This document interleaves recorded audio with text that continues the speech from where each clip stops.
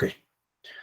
Bueno, pues me complace mucho saludarles de nueva cuenta en esta ocasión para desarrollar una sesión más sobre o que forma parte de este diplomado sobre comunicación electoral.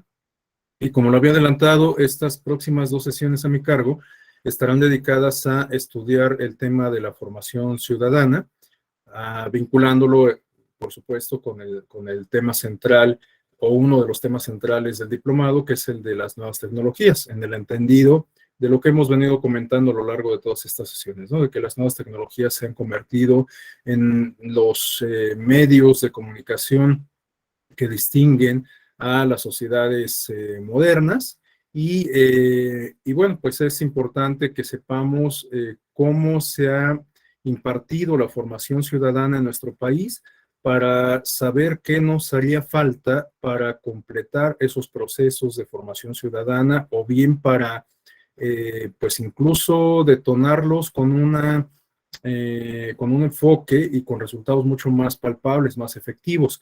Esto también tomando en consideración una premisa que yo les había compartido, que es por supuesto absolutamente personal, pero que creo que tiene cierto sentido y que se refiere a que la forma en que nos comunicamos en las redes sociales puede que sea un reflejo de la manera en que interactuamos en el mundo físico. Y la manera en que nos interrelacionamos en el mundo de la realidad social, política, etcétera, pues puede que esté condicionado justamente o condicionada esta forma de relacionarnos por la manera en que hemos construido nuestra cultura política en abstracto. Es decir, esta cultura que se refiere justamente a la manera en que nos interactuamos entre nosotros mismos como parte de una comunidad política.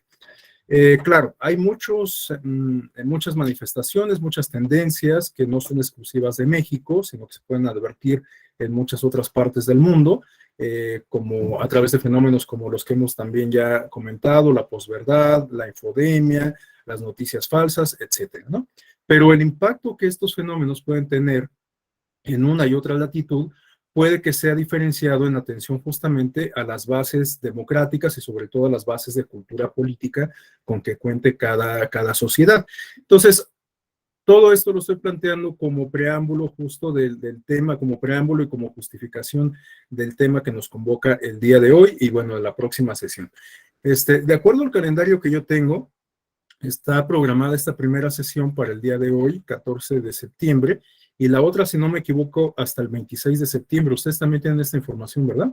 Bueno, la verdad yo no sé por qué se hizo esta calendarización.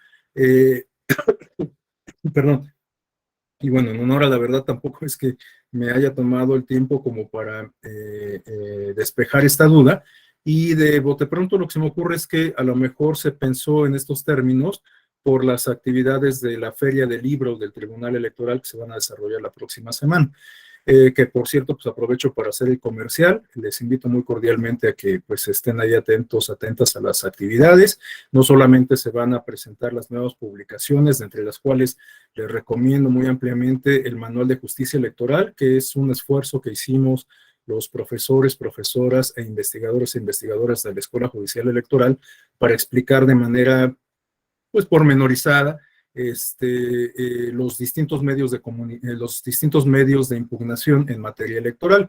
Tratamos de elaborarlo con un lenguaje sencillo, a efecto de que resultara un material no solamente de interés para los especialistas en la materia electoral, sino para cualquier ciudadano o ciudadana.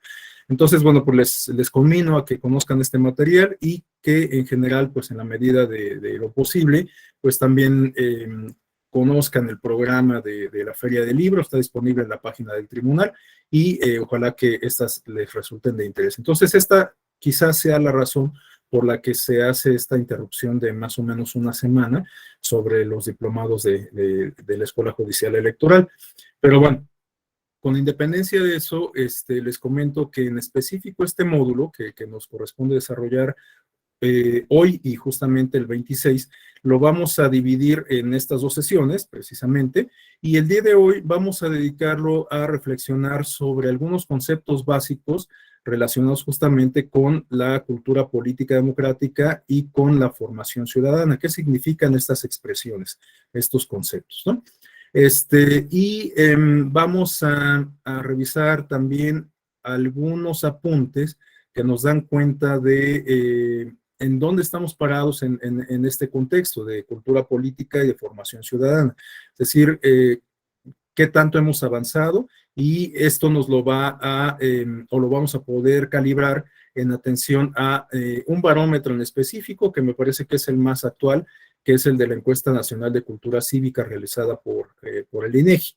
Nos vamos a identificar ahí algunos aspectos puntuales de estos resultados de la ENCUCI, justamente como para pues ver en la práctica cómo se manifiestan los conceptos que vamos a comentar en la primera parte de esta sesión. Bueno, eso sería el contenido de esta sesión dedicada a este módulo el día de hoy. Y el complemento que retomaríamos en el día 26 se refiere a ver cómo es que se ha impartido la educación cívica a través del sistema formal de formación, es decir, cómo a través de los programas de estudio a lo largo de la historia, en particular del siglo XX, cuando se adoptó el sistema de educación pública gratuita, a partir de pues, la consolidación del movimiento revolucionario, vamos a ver cómo se ha impreso un enfoque distinto en distintas etapas históricas a lo largo del siglo XX y en dónde estamos parados justamente en la actualidad. Y hacia el final de la segunda sesión vamos a aterrizar todo esto que vamos a estar comentando ya al campo de la digitalidad, es decir, vamos a tratar de aplicar estas nociones o contrastar estas nociones con el tema de la digitalidad, es decir, qué necesitaríamos para desarrollar una ciudadanía digital, ¿no? A la luz de todas estas reflexiones. Entonces, grosso modo, ese es el programa de este módulo que vamos a comentar, y bueno, pues sin más dilación vamos a dar inicio. Me voy a apoyar en una presentación de PowerPoint, como siempre. Les digo que estos recursos a mí me parecen bastante útiles porque no solamente me permiten tener un hilo conductor, sino que pues creo que cumplen con su propósito de herramienta didáctica. Bueno, por último, les conmino a que, con independencia de que pueda hacer estos espacios de intercambio exprofeso, estos espacios en donde podamos tener una interlocución directa, por favor, a lo largo de la exposición, como en todas las sesiones anteriores, si alguien desea hacer alguna aportación, alguna acotación, alguna precisión, debatir algo de lo que estoy planteando, contrapuntearlo, corregirlo, siéntase con la absoluta libertad de hacerlo, por favor, ¿de acuerdo? Bueno, vamos a comenzar con esta pregunta detonante, que de alguna manera, pues es las posibles respuestas, puede que guíen todo el desarrollo de la exposición. Me hago cargo de que no es pedagógicamente adecuado iniciar una sesión de aprendizaje planteando una pregunta, pero considerando que ya hay, yo me atrevería a calificarlo como cierto vínculo de confianza con ustedes en razón de que hemos compartido ya otras exposiciones, yo me atrevería a plantear esta pregunta para escucharles, para escuchar sus opiniones, sus percepciones, qué les genera esta pregunta detonante, y a partir de aquí pues avanzar con la exposición. Entonces, bueno, pues, ¿quién me quisiera dar alguna opinión sobre qué significa ser ciudadano o ciudadana en una democracia? Adelante, Berenice. Pues es bueno, lo que significa para mí es una persona que participa de manera activa en todas las decisiones del país, ¿no? Incluso desde acá, desde su entorno más cercano, ¿no? Decisiones de los vecinos, ¿no? Que participe activamente, y ya de ahí para lo que sigue. Muchas gracias, Berenice. Sí, de hecho, por ahí va el punto que quiero abordar. Pero bueno, antes de proseguir, le cedemos el uso de la voz a Carlos Oropesa. Gracias, maestro Rafael. Buen día a todas y todos. Pues mira, el tema de la participación ciudadana y ser ciudadano en una democracia, a mí lo primero que me plantea es, ¿se puede ser ciudadano en una no democracia? A lo mejor formalmente sí, por el tema de la mayoría de edad, del ejercicio de ciertos derechos. Pero en una democracia veo que el ciudadano y la ciudadana tienen un mejor y mayor espacio para poder participar en las decisiones de su colectividad, de su comunidad, y al mismo tiempo construir ciudadanía también representa que se pueda tener acceso a herramientas permanentemente para ir perfeccionando esta ciudadanía, ¿no? En una democracia. Entonces, para mí la democracia es el espacio ideal para construir ciudadanía, pero que ésta le proporcione a ellas y ellos la posibilidad de ir evolucionando y avanzando la ciudadanía. O sea, la ciudadanía no puede ser estática, sino dinámica. Es cuanto, maestro. Gracias. Gracias, Carlos. Bueno, con estas dos interpretaciones sobre la ciudadanía, me parece que podríamos ir zanjando el terreno. Bueno, no sé si alguien más, Alejandro Torres, bueno, nos comenta, no sé si lo quiera plantear de viva voz, Alejandro.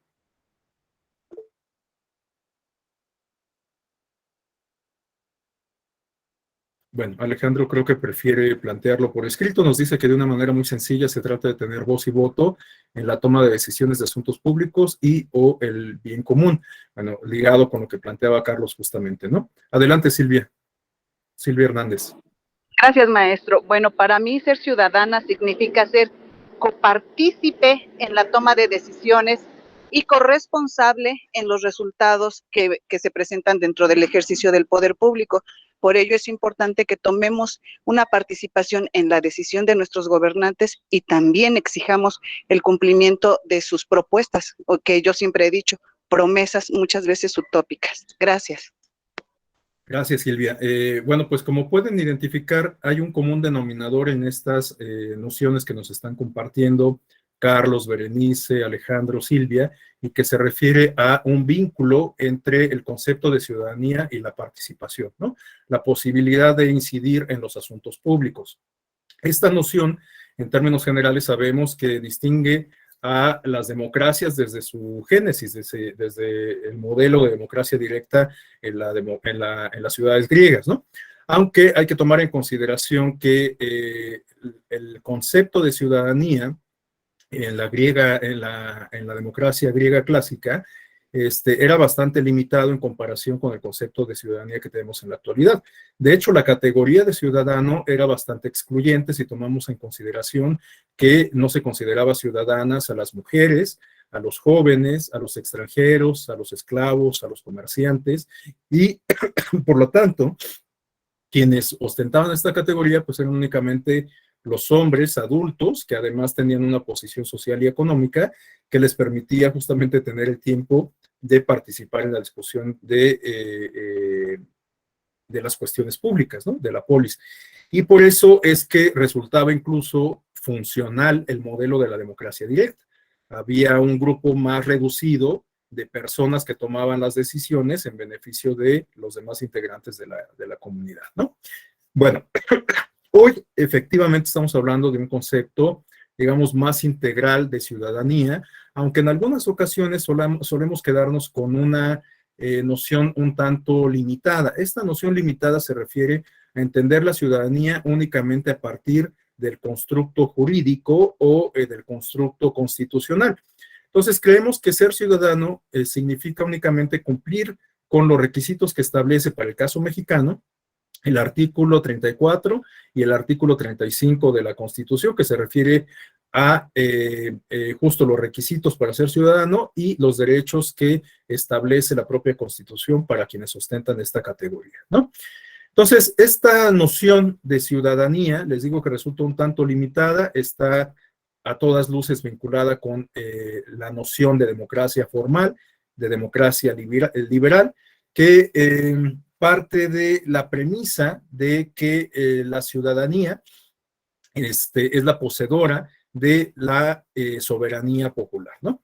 No vamos a entrar en muchas honduras al respecto, únicamente me limitaría a decir que, como todos ustedes saben, en los orígenes de las democracias liberales, lo que se planteó fue justamente esta idea, bueno, lo estoy planteando en términos muy generales, esta idea de reivindicación de las personas, ¿no? De alguna manera también esto es lo que detonó el desarrollo teórico de los derechos humanos. Ustedes recuerdan que, bueno, pues hay distintas categorías de derechos a lo largo de la historia que ha tenido el desarrollo de la teoría de los derechos humanos.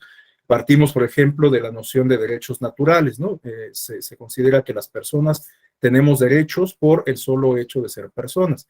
Después llegamos a la etapa de positivización de los derechos, en donde ya no solamente se hace este tratamiento filosófico de los derechos, sino se vincula ya a un aspecto más pragmático que plantea, por ejemplo, su exigibilidad. La principal característica, creo yo, que tienen los derechos que se incorporan a instrumentos de derecho positivo, se refiere a la posibilidad de hacerlos exigibles. Es decir, si a nosotros se nos reconoce el derecho a la educación en la Constitución, bueno, pues las autoridades del Estado están en obligación de generar las condiciones para que nosotros podamos ejercer ese derecho. Cosa diferente a cuando los derechos se quedan en este plano justnaturalista de pensar que tenemos derechos solo porque pertenecemos al género humano, ¿no? Bueno, les digo, no vamos a entrar en esa discusión porque no es objeto de esta sesión, pero solamente lo apunto para enfatizar este aspecto respecto a que, bueno, en el origen de la democracia liberal tuvimos este detonante que se refiere a la reivindicación de la naturaleza humana y que planteó justamente el desarrollo de la teoría de los derechos humanos, o que marcó la pauta para el desarrollo de los derechos humanos, o por lo menos una de ellas, una de las pautas, ¿no? Y bueno, esto también lo comento porque hoy en día resulta ineludible que vinculemos el concepto de democracia con el concepto de los derechos humanos, de los derechos de las personas, derechos individuales, ¿no? En aquellos casos en donde el sistema político no se preocupa por reconocer y proteger y generar condiciones para el ejercicio de los derechos de las personas, pues estamos hablando de un sistema político que no podríamos catalogar como democrático. ¿Están de acuerdo? En la democracia hay muchos autores de la literatura especializada como Norberto Bobbio que reconocen que la democracia es digamos, un terreno ideal para el ejercicio de los derechos y a su vez el ejercicio de los derechos puede ser un elemento que contribuya al fortalecimiento de la democracia. Y esto lo podemos explicar también a la luz de lo que ustedes comenzaron diciendo, ¿no? O sea, en la medida en que las personas participen, se interesen en los asuntos públicos, tengan una mayor incidencia en la agenda pública, pues esto evidentemente robustece la democracia en términos de participación, en términos de escrutinio del poder, en términos de vinculación entre representados y representantes, etcétera, ¿no? Entonces, bueno, hay un vínculo ahí ineludible entre la democracia y los derechos. Bueno, paso a continuación al último punto que tenemos en la lámina, que también me parece muy importante. Esto se refiere a un planteamiento que nos hace este autor también de la ciencia política, de la literatura especializada clásica, Thomas Marshall, quien plantea un concepto de ciudadanía y vinculado justamente con el reconocimiento, la titularidad y el ejercicio de derechos. Y nos dice Thomas Marshall que la titularidad de tales derechos subjetivos, individuales, pasa por tres grandes ámbitos o tres grandes universos, contextos, estadios, como ustedes lo quieran llamar. Estos grandes universos se refieren a el ámbito civil, el ámbito político y el ámbito social. Estamos hablando entonces que Thomas Marshall nos habla de que la ciudadanía no se refiere únicamente a una categoría jurídica que nos permite tener incidencia en el ámbito estrictamente político, sino que también la ciudadanía tendría que tener algunas manifestaciones en el universo, en el ámbito estrictamente social. Y aquí es donde ya empezamos a vincular el concepto de ciudadanía con el de cultura política y sobre todo con el de cultura política democrática. Es decir, la ciudadanía tendría que pasar por la adopción de conocimientos, nociones, el desarrollo de herramientas cognitivas, de habilidades y competencias guiadas por nociones democráticas, pero que se manifiesten no solamente en el ámbito estrictamente político, sino también en el ámbito social. Por ejemplo, en la familia, en espacios como la escuela. Creo que Berenice o Silvia hacían mención a el ámbito, digamos, del entorno inmediato, ¿no? Del barrio, la colonia, etcétera, ¿no? Entonces, en un momento más vamos a ver cómo es que justamente la cultura política puede tener repercusiones en este ámbito estrictamente social, ¿no? Bueno, a continuación, para completar esta idea, o mejor dicho, esta parte sobre aproximaciones conceptuales de la ciudadanía, tenemos esta propuesta que nos hace el Programa Nacional, el Programa de las Naciones Unidas para el Desarrollo. Bueno, nos dice el PNUD que podemos entender por ciudadanía un tipo de igualdad básica, esta idea es crucial, una igualdad básica que nos equipara a todas las personas. Bueno, esta categoría nos equipara a todas las personas entonces, asociada al concepto de pertenencia a una comunidad, es decir, que el concepto de ciudadanía pasa por esta vinculación, por este sentido de pertenencia a una comunidad más amplia, por lo tanto, pues se aparta del individualismo, sobre todo del individualismo exacerbado, y en términos modernos, esto es equivalente a derechos y obligaciones de los que todos los individuos están dotados en virtud de su pertenencia a un Estado nacional. Es decir, que, bueno, la ciudadanía es reconocida, esto no lo niega el PNUD, en instrumentos de derecho positivo, sobre todo en la base del derecho positivo de un contexto determinado, de un contexto nacional que se refiere a la constitución política, ¿no? La constitución política, todos lo sabemos, pues es la piedra angular de la organización social y política de una comunidad determinada en un periodo histórico, en un contexto físico, geográfico, igualmente determinado, ¿no? Bueno, a continuación tenemos lo que el propio PNUD considera los atributos de esta categoría integral de ciudadanía, es decir, cuáles son los elementos, los requisitos que distinguen a este concepto de ciudadanía planteado en términos integrales. Bueno, nos dice el PNUD que la ciudadanía entendida en estos términos tiene un carácter expansivo basado en la concepción moral y legalmente respaldada del ser humano como responsable, razonable y autónomo.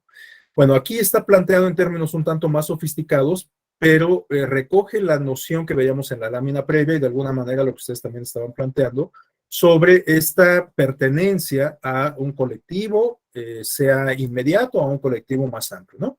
Podemos pertenecer a la comunidad académica de una escuela, a una colonia, un fraccionamiento, a un barrio, a una alcaldía, a un pueblo, a un estado, a una nación, ¿no? Entonces, bueno, pues aquí les digo, estamos discutiendo un aspecto un tanto, o mejor dicho, un planteamiento un tanto más sofisticado, pero que de alguna manera recoge los contenidos que ya hemos comentado.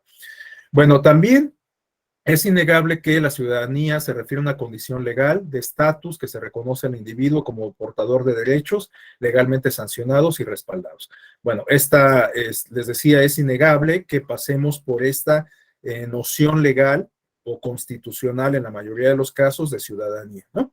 El concepto de ciudadanía puede ser mucho más amplio, pero resulta innegable que tenga un asidero jurídico, un asidero en este caso constitucional. Si la Constitución no nos reconoce este estatus de ciudadanía, pues puede que se compliquen un poco las cosas, ¿no? Pensemos, por ejemplo, en el caso de las niñas, niños y adolescentes. En realidad, pues no son ciudadanos porque no cumplen con los requisitos que se establecen en la Constitución. Sin embargo, los niños, niñas y adolescentes pueden ser considerados ciudadanos en formación o ciudadanos en formación, porque la ciudadanía, a la luz de lo que estamos comentando, pues no es algo que se alcance por decreto o porque cumplamos con los requisitos y ya, ¿no? Es decir, en términos jurídicos, sí, por supuesto. O sea, yo cumplo mis 18 años, saco mi credencial de elector, tengo un modo honesto de vivir, me inscribo en el padrón electoral y puedo ser considerado legal y constitucionalmente ciudadano. Pero les digo, esa es una visión muy limitada. La ciudadanía tendría que ser entendida en términos integrales como nos lo plantea Marshall justamente, ¿no? Bueno, entonces, por eso es importante que los procesos de educación ciudadana, los procesos de pedagogía social que busquen formar ciudadanía, formar ciudadanos y ciudadanas, pues no se inicien a los 18 años cuando adquirimos esta categoría, sino que se inicien con mucha anticipación, ¿no? Y por eso es que justamente en la sesión próxima vamos a revisar cómo es que se han llevado a cabo los ejercicios o los esfuerzos de educación ciudadana desde el sistema educativo formal, ¿no? Pero bueno, eso ya lo veremos más adelante. Otra premisa que nos plantea el PNUD, planteada en términos de atributos, se refiere a un sentido social o intersubjetivo que suele ser resultado de la pertenencia a un espacio social común. Nuevamente vemos esta mención al sentido de pertenencia, ¿no? Esto me parece sumamente importante tenerlo presente porque les digo, hoy por hoy, pues pareciera que nos enfrentamos a un fenómeno de individualismo exacerbado en donde cada quien ve por sus propios intereses sin reparar en el bien común, ¿no? Y bueno, esto de hecho lo tenemos muy arraigado en el ADN nacional en México. Más adelante vamos a enfatizar en esto, pero bueno, ustedes no me dejarán mentir que en México hemos desarrollado una cultura que podríamos denominar coloquialmente como del gandallismo, ¿no? O sea, nos aprovechamos de las demás personas siempre pensando en el beneficio propio.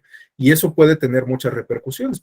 Pensemos, por ejemplo, en el caso de la corrupción, o en el caso de las propias trampas electorales, ¿no? El objetivo que en algunas ocasiones se trazan los actores políticos es ganar la elección a como dé lugar, ¿no?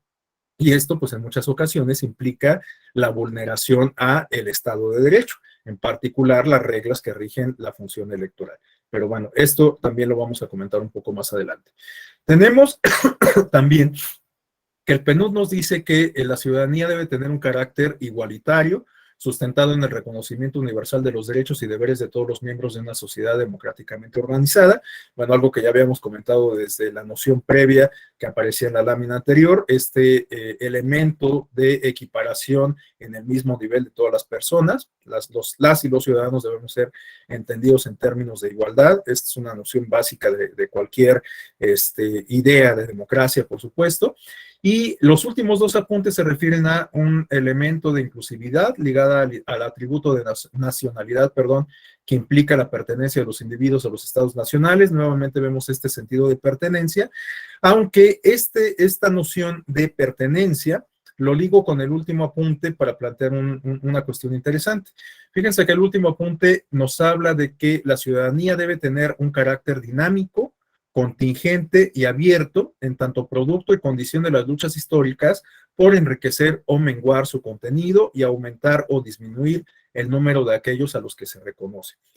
Este último apunte lo que nos habla es que justamente la ciudadanía no es una categoría pétrea, no es una categoría inamovible, es un constructo social que por lo tanto puede ser maleable, que por lo tanto su contenido se puede enriquecer, puede ser modificable. Y les decía que quisiera ligar el anterior punto con en el entendido de que si bien la ciudadanía hasta hoy ha sido entendida como una categoría que se reconoce a las personas que integran una comunidad política en un contexto, en un espacio, en un momento determinado, como son las que pertenecen a los estados-nación contemporáneos, hoy en día se está planteando la posibilidad de reconocer una ciudadanía globalizada o una ciudadanía mundial. Es decir, que se plantea una idea de que nos entendamos ya no solamente como ciudadanos de un universo limitado, sino de todo el mundo, ¿no? De entrada pareciera una idea un tanto descabellada, pero si lo pensamos un poco, en la práctica ya tenemos una experiencia que nos da cuenta de esto que estamos planteando, que es el caso de la Comunidad Europea. En el caso de la Comunidad Europea, pues justamente las personas no es que renuncien a ciudadanía de españoles, de alemanes, de italianos, etcétera, pero al mismo tiempo en que ejercen esa ciudadanía local, por describirlo de alguna forma, también ejercen derechos de ciudadanía, digamos, global, en el territorio de la Comunidad Europea, evidentemente. Esto también a través de representantes, como ocurre también en el ámbito local, ¿no? Pero hay también quienes consideran que este ejercicio de la ciudadanía, entendida en términos generales, globales, integrales, etcétera, está también vinculado a los grandes movimientos sociales que hoy ocupan un lugar importante de la agenda internacional. Pensemos en los movimientos ambientalistas, por ejemplo, ¿no? Todos estos movimientos para frenar o hacer conciencia sobre el cambio climático, los movimientos antibélicos, que pues bueno, se generan en todas partes del mundo, y un ejemplo, o muchos ejemplos los podemos constatar en los últimos meses a la luz del conflicto que se está viviendo en Europa entre Rusia y Ucrania, ¿no? Vemos que en distintas partes del mundo pues, han surgido muchos movimientos sociales y políticos que pues digamos que se anteponen, se contraponen, demandan el cese del fuego y la pacificación en bueno, en aquella territorialidad de Europa, ¿no? Entonces, bueno, esta conciencia cívica, pues se traduce en acciones que puede ser que nos hablen del ejercicio de una ciudadanía en términos globales, aunque, bueno, pues es un planteamiento que está todavía en ciernes, que es discutible, por supuesto, pero pues que se ha puesto sobre la mesa a la luz de la globalización y también, pues, de la comunicación que nos ofrece el avance tecnológico o que nos permite el avance tecnológico. Bueno, a continuación vamos a discutir algunas nociones sobre el concepto de formación ciudadana. Ya tenemos una base mínima sobre lo que podemos entender por ciudadanía y ahora tendríamos que, o me parece importante que comencemos a discutir sobre cómo se construye esa ciudadanía, cómo tendríamos que construir esa ciudadanía que cuente con los atributos que nos plantea el PNUD, entre algunos otros.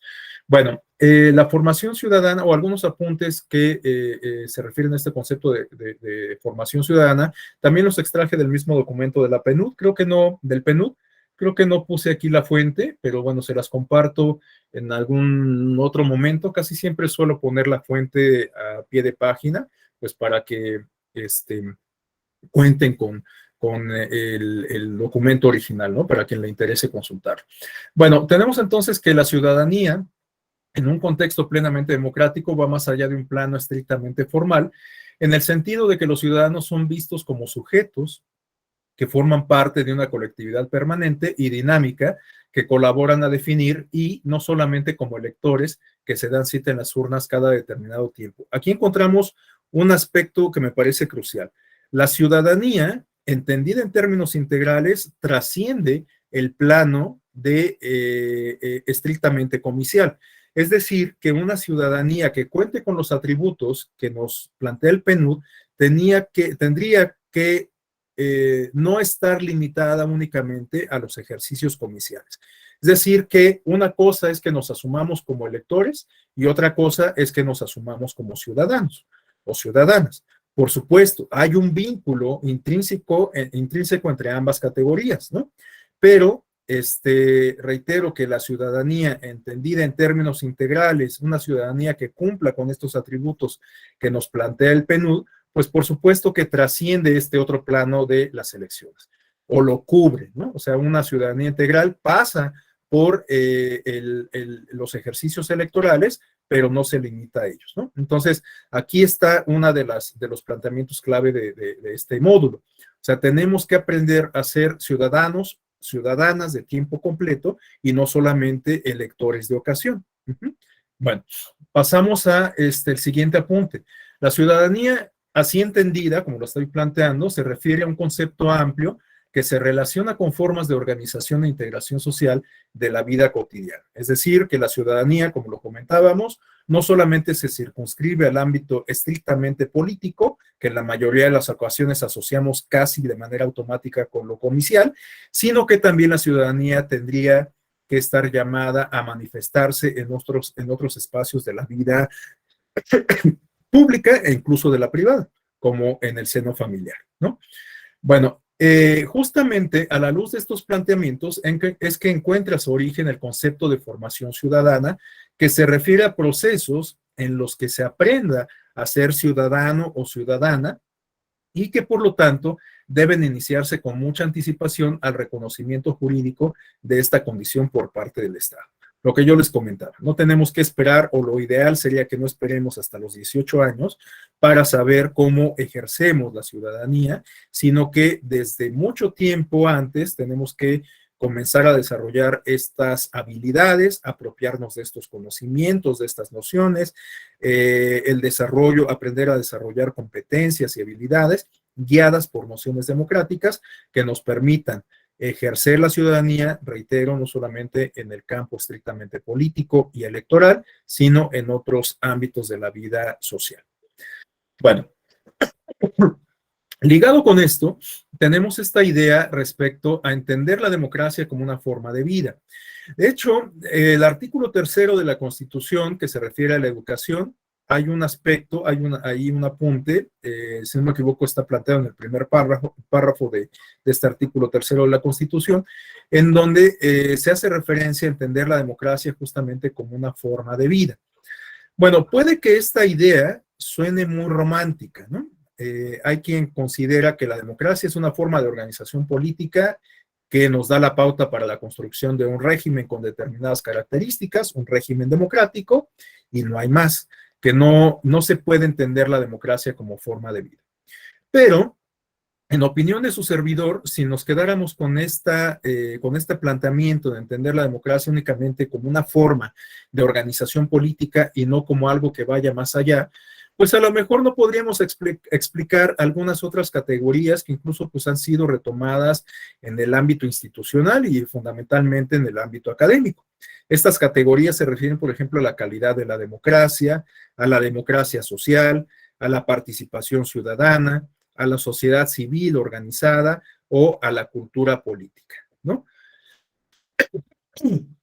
Si lo pensamos, les digo, desde un punto de vista limitado, de entender la democracia únicamente como una forma de organización política, pues a lo mejor varias de estas categorías no tendrían mucho sentido, ¿no? O sea, si la forma de organización política consiste en que designemos representantes de nuestros intereses a través de el ejercicio de un derecho político y se acabó, pues bueno, eso pues funciona en términos instrumentales, pero se queda en ese plano que comentábamos hace rato, ¿no? De asumirnos como electores y nada más. Entonces, pues esto soslaya, por supuesto, pues cualquier otro intento de intervención en la vida pública mediante otras formas de participación que no sean las estrictamente comiciales, ¿no? Por lo tanto, bueno, pues la participación ciudadana se ve limitada. Por lo tanto, pues a lo mejor no podríamos aspirar a trascender al plano de la democracia social o de la democracia sustantiva, que se refiere a palpar los beneficios de la democracia en términos materiales. Y bueno, aunque me estoy adelantando un poco, porque esto lo vamos a discutir bien sea en la parte final de esta sesión o en el inicio de la próxima, les quiero comentar que la democracia puede pasar por distintos niveles, digamos, ¿no? Este planteamiento, por supuesto, como todos, es discutible, pero a mí me agrada pensar que justamente podemos ir pasando por niveles de la democracia, pero no como si fuéramos jugando un videojuego en donde, bueno, ya ganamos el primer mundo y ahora vámonos al siguiente mundo, ¿no? Como en Mario Bros. Sino que podemos pasar por esos estadios de una manera transversal. O sea, en realidad, algunas de las manifestaciones que están presentes en el plano más básico de la democracia, que es el plano formal, este plano justamente que se refiere a la designación de representantes populares mediante el voto, no es que en algún momento vayamos a renunciar a ello. En cualquier dimensión de la democracia esto va a estar presente, pero vamos a ir avanzando en otras manifestaciones, en otras prácticas democráticas que nos van a representar beneficios de otra naturaleza. Les decía, puede ser que algunos de estos beneficios se refieran a cuestiones palpables, materiales, ¿no?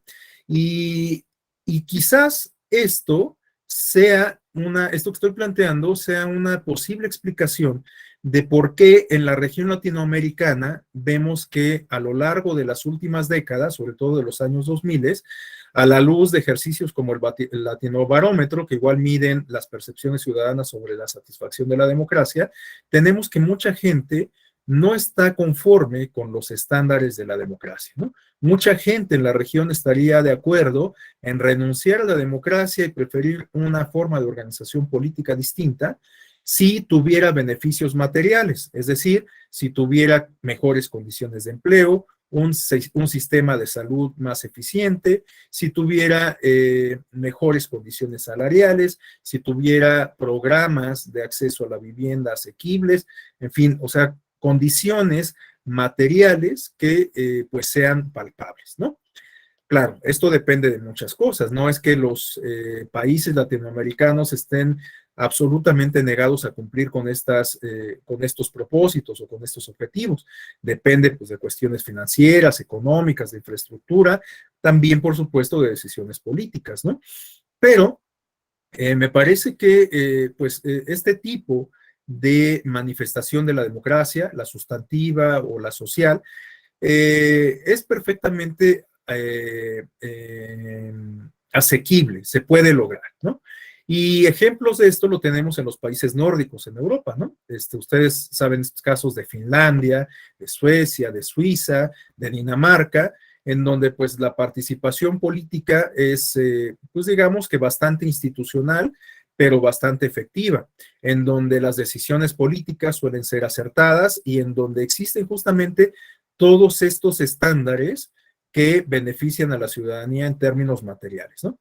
Hay seguro de desempleo, un sistema educativo eficiente, sabemos que Finlandia es uno de los países que tienen los mejores índices de educación, entre muchas otras cosas. Entonces, bueno, pues estamos, me hago cargo de eso, años luz de el desarrollo humano, político, económico, democrático que tienen estos países nórdicos, pero lo cito únicamente para dar cuenta de que, vamos, sí podemos trascender hacia un plano sustantivo de democracia, ¿no? Pero bueno, pues nos falta mucho por hacer y por ello es que me parece sumamente importante que discutamos temas como el que estamos abordando ahora, ¿no? De la democracia participativa a partir de los ejercicios de formación ciudadana. Necesitamos una ciudadanía activa que exija, que acompañe el ejercicio del poder y que contribuya o intervenga en la toma de decisiones, ¿no? Bueno, el último apunte que tenemos en esta lámina se refiere al de cultura política y ahora pasamos justamente a su discusión. No podemos hablar de cultura política sin antes tener una base respecto a lo que podemos entender por cultura.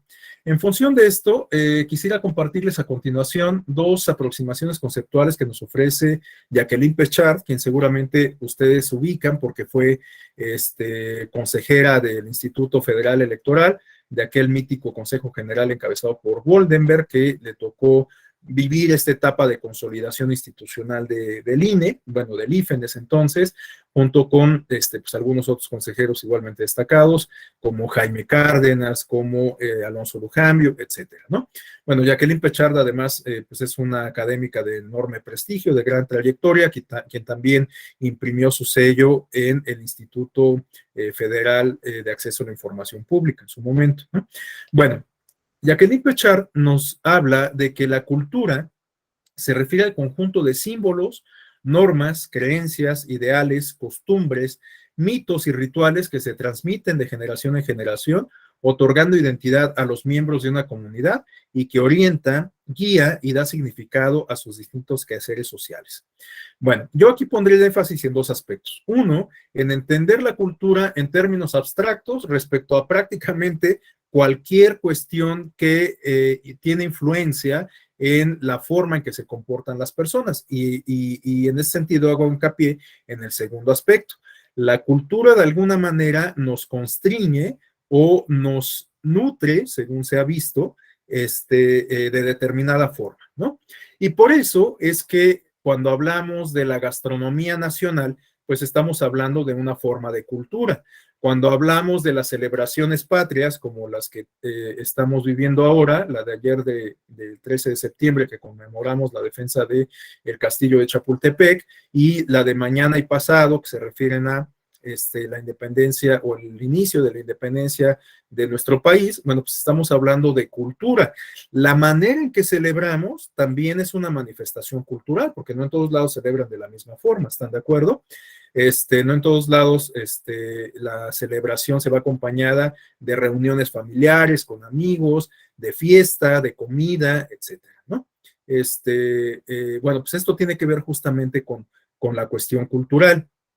todas las tradiciones que tenemos, pues también se refieren a estas manifestaciones culturales. Los voladores de Papantla, las zonas arqueológicas, bueno, la gastronomía, ya la referí, etcétera. Todas son manifestaciones culturales, ¿no? Y les decía, este tipo de manifestaciones o de construcciones sociales que se heredan de generación en generación, bueno, por referirlo de alguna forma, no es que se hereden como tal, se transmiten a través de procesos que son mucho más complicados, pero por utilizar una expresión muy simple. Bueno, pues estas cuestiones se van heredando, en algunas ocasiones pues se modifican en el camino, porque pues, la cultura implica transformación constante, en algunas otras ocasiones incluso pues desaparecen, ¿no? Por ejemplo, las posadas pues siguen estando vivas, pero ahora ya no se hacen como se hacían en el pasado. ¿Se acuerdan ustedes que bueno, a mí todavía me tocó vivir la infancia en los años 80 y pues me tocó vivir algunos años en donde los vecinos organizaban son 8 posadas, si no me equivoco, ¿no? Las que se organizan a partir del día 16 de diciembre hasta la del 24, ¿no? Bueno, pues ahora organizar las posadas, a lo mejor incluso por cuestiones materiales, resulta complicado y entonces la tradición se va perdiendo, ¿no? Pero, bueno, pues esto depende, reitero, de muchas cuestiones. El caso es que todas estos constructos sociales que se erigen entre todos, que se transmiten a lo largo del tiempo, a lo mejor con algunas modificaciones, y que de alguna manera constriñen nuestro comportamiento, que nos dan identidad, etcétera. Bueno, pues se refieren justamente a la cultura planteada así en términos abstractos. Bueno, como complemento de esto tenemos la oferta de Néstor García Canclini, que pues va muy de la mano con lo que nos plantea Pechard. De hecho, a mí me parece más completa la de Pechard, pero bueno, simplemente les comparto este dato como complemento. Canclini nos dice que la cultura se refiere a la producción de fenómenos que contribuyen mediante la representación o reelaboración simbólica de las estructuras materiales a reproducir o transformar el sistema social. Bueno, esto solamente para enfatizar lo que ya les decía, la cultura, bueno, pues igual no es algo pétreo, es algo que se construye, que es producto de un proceso y que por lo tanto se puede representar y reelaborar simbólicamente, ¿no? Entonces, bueno, pues toda la cultura la podemos, por supuesto, modificar. Y bueno, teniendo estas bases de lo que podemos entender por cultura, ahora a lo mejor le podemos incorporar este adjetivo de lo político para entonces, pues contar con una aproximación conceptual de lo que podemos entender por cultura política. Bueno, la cultura política se refiere al conjunto de percepciones, creencias y convicciones socialmente compartidas que conforman una suerte de código de interpretación que permite a grupos específicos entender la política de una determinada manera. Desde esta perspectiva, no es dable afirmar que un país tiene más cultura política que otro, puesto que el concepto no es en sí mismo una escala, sino una forma para describir un aspecto de la vida social o política. Bueno, justamente no podemos decir que un país tiene más cultura política en comparación con otro, porque la cultura política es más bien una categoría que nos permite describir la manera en que se interrelacionan los integrantes de una comunidad política, ciudadanos y ciudadanas, representantes populares, responsables del gobierno, instituciones del Estado, medios de comunicación, organizaciones de la sociedad civil, en fin, todos los actores que integran una comunidad política y la manera en que estos se relacionan, bueno, pues nos da cuenta justamente de la cultura política, cómo se perciben unos y otros, cómo se da esa interacción, cómo se dan los acuerdos, cómo se dan los resultados. Bueno, pues todo eso pasa por el tamiz de la cultura política, ¿no? Entonces, por ello es que no podemos hablar justamente de que un país tenga más cultura política con respecto a otro, ¿no? Pues un país puede tener una cultura política con determinadas características que lo diferencian de la cultura política que se observa en otra latitud, ¿no?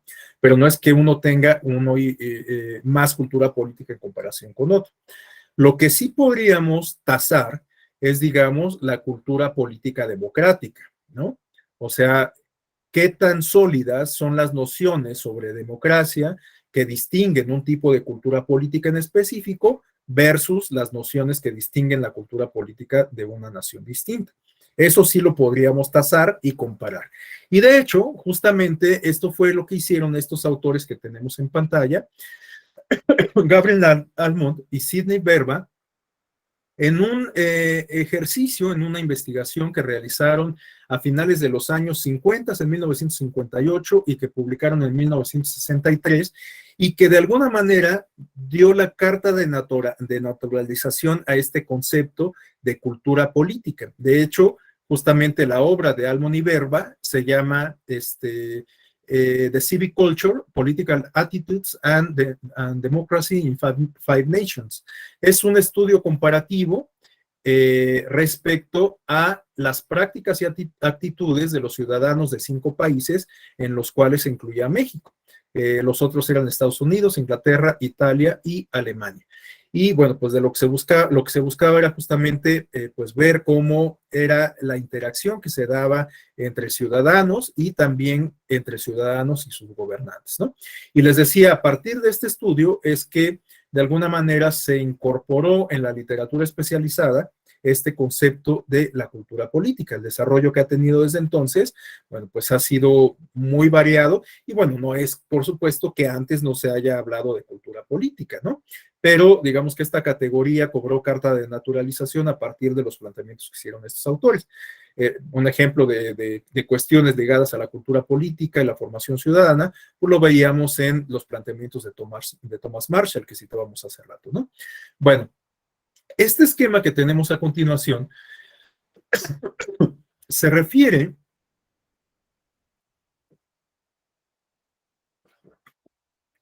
perdón, desde antier ando un poco malo de la garganta y por eso es que tengo estos abscesos de tos. Bueno, la cultura política, perdón, les decía, este esquema lo extraje de una propuesta de Pedro Salazar, quien hasta hace poco era el director del Instituto de Investigaciones Jurídicas de la UNAM. Seguramente varios de ustedes lo identifican. Es un jurista muy, muy reputado además, ¿no? Bueno, Pedro Salazar tiene un librito por ahí en donde aborda justamente un cuadernillo de divulgación, en donde aborda justamente este tema de la cultura política y de la cultura de la legalidad. De hecho, el punto que él desarrolla de manera más amplia es el de la cultura de la legalidad. Y bueno, este esquema me pareció interesante traerlo a cuento para explicar que ya quedamos que la cultura pues es este gran universo que digamos que en el cual estamos insertos, que de alguna manera nos constriñe, que de alguna manera nos nutre, que de alguna manera nos da identidad, etcétera, ¿no? Entonces la cultura puede entenderse así como un universo muy grande, infinito, que es propio de una comunidad específica, ¿no? De una sociedad en específico. Y como parte de ese universo cultural, tenemos una manifestación concreta que se refiere a la cultura política. La cultura política forma parte, es una esfera, digamos, de ese otro gran constructo que es la cultura planteada en términos abstractos, ¿no? Entonces, la cultura política es una parte, una porción, una esfera que forma parte de todo ese conjunto, ¿no? Y además, dentro de la cultura política podemos encontrar todavía una subcategoría que se refiere a la cultura de la legalidad. La cultura de la legalidad, en estos términos, podríamos entenderla como una manifestación de la cultura política, ¿no?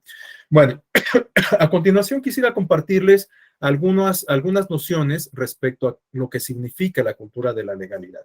Estas nociones las extraje de este cuadernillo de Pedro Salazar y de otro sobre cultura política que es de la autoría de José Luis Gutiérrez Espíndola, un funcionario electoral y de los sistemas educativos, que en algún momento también pasó por las filas de la Escuela Judicial Electoral en su etapa de centro de capacitación. Y bueno, pues ahí tienen un cuadernillo que ustedes pueden encontrar en la editorial del Tribunal Electoral, se lo recomiendo, es un cuadernillo bastante digerible, breve, de difusión.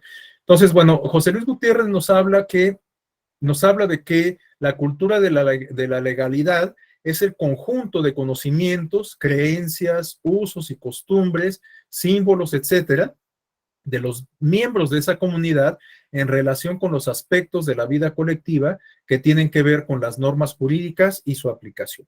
Bueno, ya veíamos desde las nociones que nos ofrecía Peschard y Canclini que la cultura tiene estos distintivos, ¿no? De los símbolos, las creencias, los usos y costumbres, las tradiciones, etcétera, ¿no? Todos estos constructos sociales. Y ahora, Gutiérrez Espíndola liga estos componentes con el aspecto de las normas, ¿no? Las normas jurídicas y la aplicación de tales normas jurídicas vinculadas con todas estas nociones de simbología, de creencias, de costumbres, etcétera, ¿no? Bueno, también nos dice el propio autor que la cultura de la legalidad puede ser entendida como el conglomerado de percepciones, conocimientos, juicios y sentimientos específicos en relación con la norma, su nivel de observancia, la obediencia que se le debe, su universalidad, los derechos humanos, además de la percepción sobre los tribunales, los jueces, sus instrumentos, funciones y resultados. Y por último tenemos que la cultura de la legalidad es un concepto transversal y horizontal al mismo tiempo que tiene que ver con la forma en que se relacionan los ciudadanos y los actores políticos entre sí y respecto a unos y otros, en donde la punta del compás es la ley. Esa última reflexión ya no es de Gutiérrez Espíndola ni de Pedro Salazar, sino es mía, pero me parece que sintetiza esto que estamos comentando, ¿no? Bueno, y ahora tenemos aquí unas imágenes que nos hablan de cómo se manifiesta la cultura política, o en este caso, la precariedad o las precariedades de la cultura política a través de esta esfera de la cultura de la legalidad o de apego a la legalidad. Son imágenes que podemos advertir en la vida cotidiana que están muy en el plano de lo trivial. Perdón que siempre recurra a este plano de lo trivial, pero me parece que estos ejemplos, que son muy comunes, pues nos dan cuenta justo de qué tan arraigadas están algunas conductas o algunas manifestaciones de lo que estoy comentando, ¿no? Porque nos podríamos poner muy sofisticados y plantear algunos otros ejemplos, pero me parece que estos que son así como de la vida cotidiana, pues son mucho más ilustrativos, salvo la mejor opinión de ustedes, por supuesto, ¿no? Bueno, tenemos aquí que en la parte superior izquierda de la lámina aparece una imagen que suele ser muy recurrente, un estacionamiento que probablemente es de un centro comercial, en donde una camioneta está ocupando el lugar de personas con discapacidad. Bueno, esto no solamente viola una regla de tránsito, sino también una norma de conducta, ¿están de acuerdo? Una norma de civilidad. O sea, esos lugares están reservados para cumplir con una función. Están más cerca del acceso a las instalaciones, esto lo podemos advertir prácticamente en cualquier lado, un centro comercial, un cine, un teatro, un estadio. Los espacios para personas con discapacidad están más cercanos al acceso, son espacios más amplios para que puedan moverse las personas con mayor comodidad, sobre todo si utilizan sillas de ruedas, etcétera, ¿no? Esta imagen que tenemos ahí, pues a mí me sugiere que la persona que está ocupando el espacio no es una persona con discapacidad, porque no vemos en el parabrisas ningún distintivo que nos permita identificarlo como un usuario del estacionamiento con discapacidad.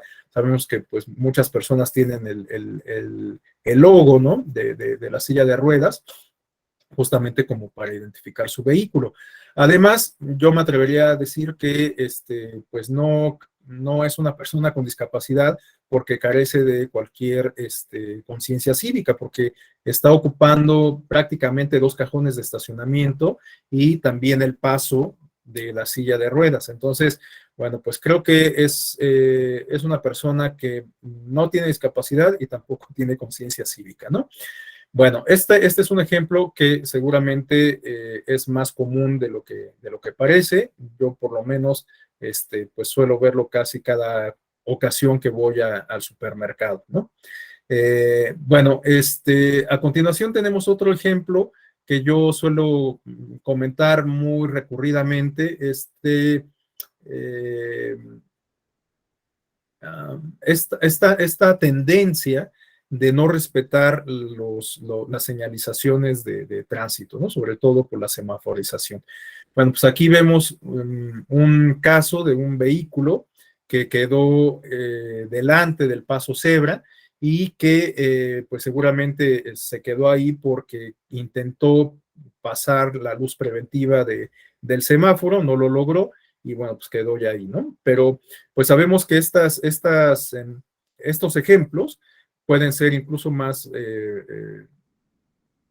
drásticos en el sentido de que pues muchas ocasiones no se quedan en ese espacio que está ocupando este vehículo, sino que se quedan atravesados en el paso peatonal o en el pleno crucero, con lo cual se contribuye a generar un mayor caos vial, ¿no? Bueno, pues eso igual nos habla no solamente de una falta de apego a el reglamento de tránsito, sino también a una falta de apego a las normas de convivencia. Pues evidentemente, si el vehículo queda estacionado sobre el paso cebra, pues obliga a que los peatones caminen entre los vehículos que están detenidos en el tránsito, ¿no? Bueno, en la imagen de abajo tenemos pues una foto que ilustra la violencia doméstica, ¿no? Bueno, pues igualmente, pues ahí tenemos una manifestación de una pobre cultura política y sobre todo de una pobre cultura política democrática y sobre todo de una pobre cultura de la legalidad. En este caso estamos hablando de la vulneración de derechos fundamentales de las personas, uno de los derechos básicos que se refiere a la integridad. Pues bueno, en el seno familiar en muchas ocasiones se puede ver vulnerado, ¿no? De hecho, pues seguramente ustedes saben que en esta época de pandemia se disparó la violencia doméstica, incluso hubo algunas manifestaciones medibles, hubo muchas solicitudes de divorcio, muchas parejas se separaron y a lo mejor pues porque no estábamos acostumbrados a tener una convivencia permanente de pareja, de familia, y bueno, pues esto también nos tendría que plantear una reflexión interesante, ¿no? Respecto a pues de dónde parte este resquebrajamiento del tejido social, ¿no?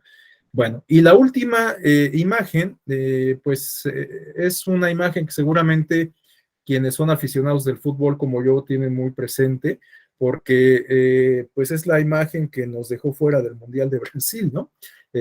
Un clavado que se aventó este jugador Robben de Holanda y que significó que le marcaran un penal a favor de Holanda y bueno, pues al anotarlo nos dejaron fuera del Mundial, ¿no? Bueno, es algo que se presenta igualmente de manera recurrente en cualquier liga. Se han tomado iniciativas incluso como para erradicar este tipo de malas prácticas.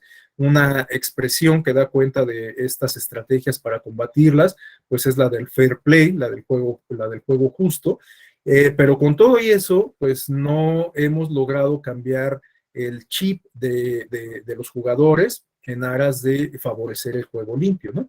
Claro, por supuesto, tenemos ahí algunos ejemplos que incluso han ganado gran autoridad justamente por lo inusitado del caso concreto, ¿no? Equipos a quienes se les marca un penal y el encargado de cobrar el penal termina por tirar fuera el balón, asumiendo que pues es un regalo o una falta que no debió de haberse marcado, ¿no? Pero pues les digo, justamente por su rareza, justamente porque se trata de casos inusitados, pues cobran mucha relevancia, tienen mucha resonancia alrededor del mundo, porque la mayoría de las ocasiones, pues bueno, aun cuando sea un penal regalado, el equipo favorecido lo cobra y lo anota, ¿no? Bueno, a continuación vamos a revisar estas mediciones que les comentaba sobre cultura cívica, cultura política, a la luz de algunos instrumentos, en particular de la ENCUSI. Pero bueno, con la idea de no acaparar el micrófono, quisiera ahora abrir un breve espacio por si alguien desea hacer algún comentario respecto a lo planteado hasta esta parte. Y bueno, pues después ya retomamos la exposición. No sé si alguien desea hacer algún comentario, alguna acotación, algún aporte.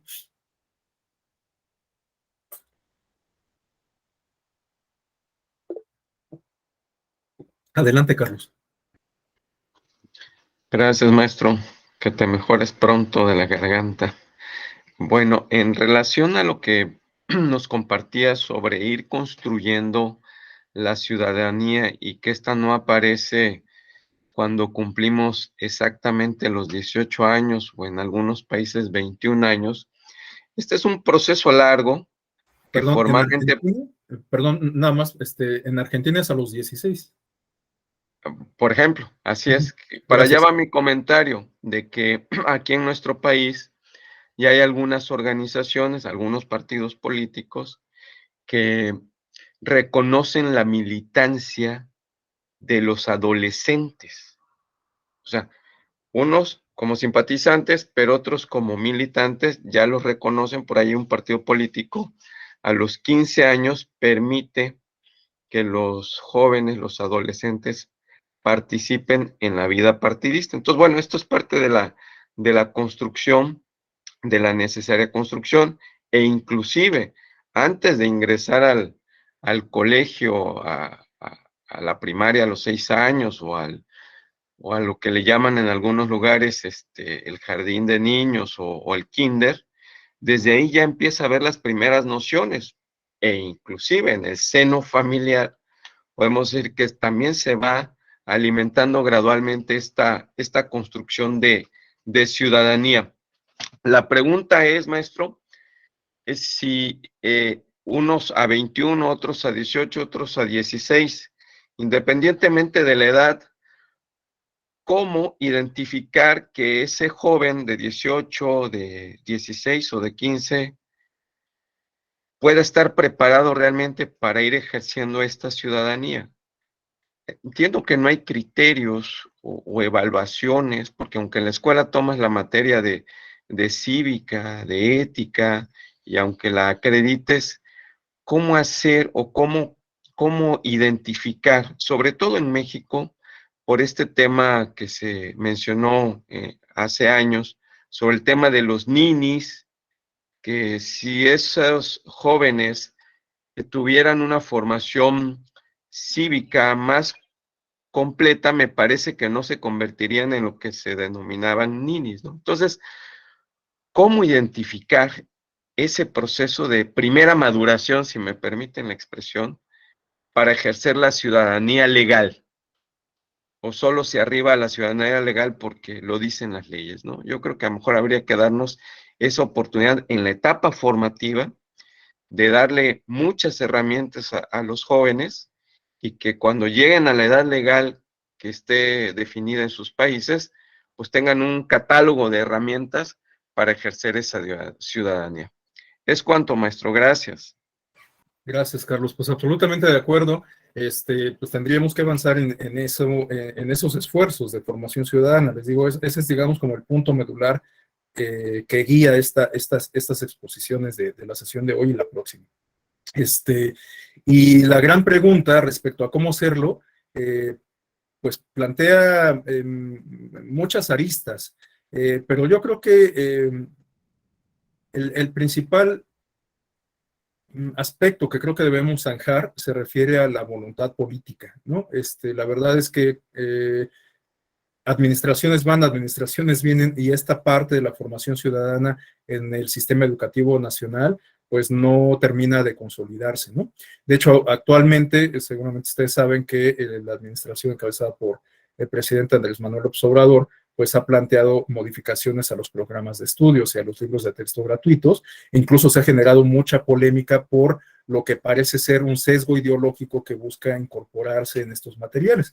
Digo, la discusión está abierta, hasta donde yo sé, pues nada se ha materializado todavía, pero pues justamente creo que la reflexión de fondo tendría que ser en el sentido de qué modificaciones son las que realmente ameritaría el programa en particular de formación cívica y ética, tanto en primaria como en secundaria, para pues dotar de estas nociones que don Carlos Oropesa bien advierte, ¿no? Sí, adelante, Pablo. Gracias, nuevamente, buenos días. Pues retomando un poco esta pregunta que dice el compañero Carlos y retomando lo que plantea Canclini en cuanto a cultura, Canclini plantea esta parte de los rituales, ¿no? Como seres sociales estamos propensos a formar y a realizar rituales. Hace poco platicábamos que por qué no existe una campaña del INE sobre cómo podría ser el ritual, así como hay el ritual para ver el fútbol, así como hay el ritual para ver una película con las palomitas, con la carnita asada, la cerveza, el refresco. ¿Por qué no hay un ritual o vamos fomentando un ritual a través de las redes sociales, a través de spots, a través de comerciales, sobre la parte electoral, ¿no? Creemos y hemos planteado que podría ser el ritual desde que te levantas, te reúnes con la familia, desayunas y vas a votar, porque lo que he percibido empíricamente es que muchas familias así lo hacen, ¿no? A lo mejor no es como en Estados Unidos, que hacen incluso una fiesta nacional y hay toda una serie de rituales, pero creo que sí se ha arraigado en México. Entonces creo que hay un área de oportunidad en la que podríamos fomentar este tipo de rituales y así fortalecer la cultura política, la cultura cívica y de participación en este tipo de actividades, y no nada más el día de las elecciones, sino a lo largo de todos los procesos, ¿no? Gracias, Pablo. Pues de hecho, en algún momento, esto que plantea Pablo era como la tónica que subyacía al día de la jornada electoral, cuando se realizaba por parte del INE la consulta infantil, ¿se acuerdan? La consulta infantil se realizaba a la par de la jornada electoral, y una de las nociones, reitero, que guiaba este ejercicio era que los propios niños llevaran a sus papás, ¿no? O que los papás llevaran a los niños. O sea, era como pues un ganar-ganar, ¿no? Ya fuera por el interés de los papás o por el interés de los niños, pues que la familia acudiera a la casilla correspondiente. Sin embargo, esto se modificó, yo no sé si para bien o para mal, hasta hace poco pensaba que podía ser para bien, porque se desvinculó la consulta infantil de la jornada electoral. Yo pensaba que podía ser para bien porque ahora el ejercicio de consulta pues tenía un concepto distinto, ¿no?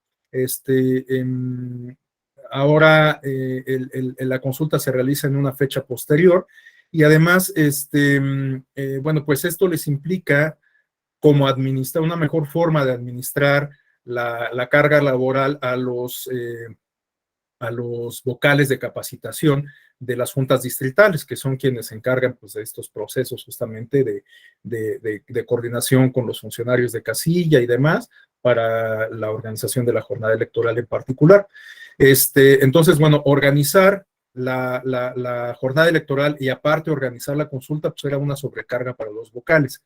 Entonces, creo que por eso se desvinculó la consulta. Les digo, yo originalmente había pensado que era para bien, pero a lo mejor ahora ya no estoy tan convencido de eso, por lo que comenta Pablo. Ya no hay como este ejercicio de ritualización familiar, y además, en honor a la verdad, salvo la mejor opinión de ustedes, pues incluso el propio ejercicio de la consulta ya no ha tenido el mismo impacto, y la difusión de los resultados tampoco lo ha tenido. Pero esa es una opinión personal, cada quien tendrá su propia perspectiva, pero pues tendremos que seguir pues avanzando en detonar este tipo de ejercicios que cumplan con el propósito que bien comenta Pablo, ¿no? De ritualizar estas prácticas comiciales que sean la base del ejercicio de una ciudadanía que trascienda el plano comicial, ¿no? Bueno, vamos a retomar la exposición para que en estos minutos que nos faltan revisemos algunos datos que nos ofrecen estos barómetros que tenemos en pantalla, y quizás hacia el final podamos abrir otro breve espacio de 5 o 10 minutos para el intercambio final de opiniones. Bueno, tenemos que en México hay distintos barómetros, distintos estudios de opinión que nos dan cuenta de en dónde estamos parados en términos de cultura política, en particular de cultura política democrática.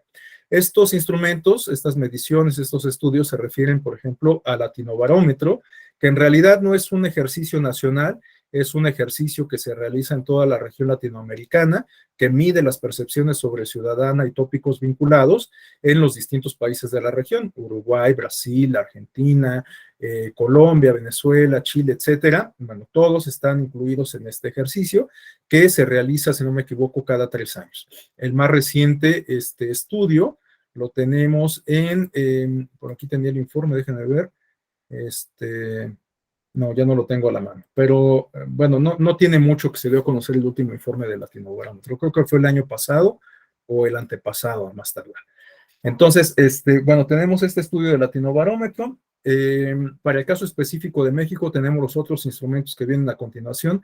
La Encuesta Nacional de Cultura Cívica, que es el estudio que he venido refiriendo, realizado por el Instituto Nacional de Geografía e Informática, en colaboración con el INE. El INE, sobre todo, pues, ha apoyado en la difusión de los resultados.